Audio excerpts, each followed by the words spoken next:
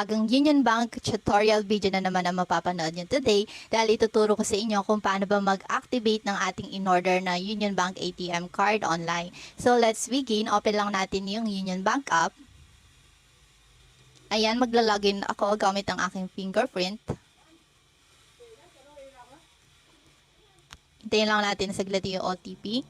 Ayan, pag nakapag-login na tayo, andito tayo sa may dashboard. Now, i-click natin yung ating personal savings. Etong under ng accounts. And here, mababasa mo na agad yung please activate your card. Click natin. Activate to use this card for transactions. So, click natin yung activate card.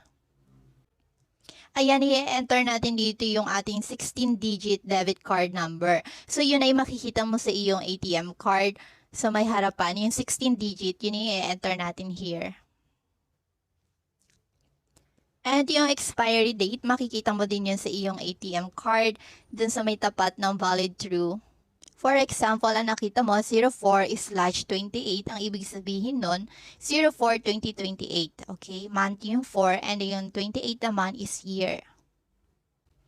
And here yung birth date, birthday mo. Then, after mo mailagay yung mga kailangan na information, i-click na natin yung next. Ayan, habang loading pa, please consider to subscribe and like. Thank you!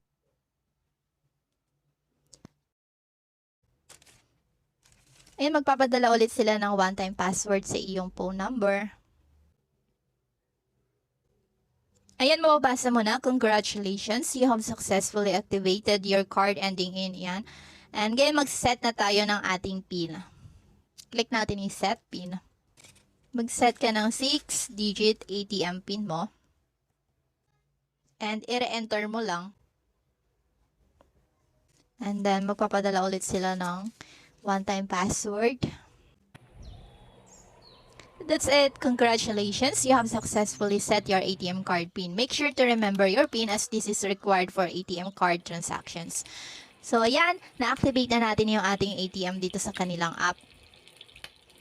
And pwede na natin itong gamitin. Maglalagay na lang tayo ng money. Then, kapag lalabas tayo, yes, pwede na tayo mag-withdraw gamit ang ating ATM card ng Union Bank. That's it. Thank you and have a blessed day.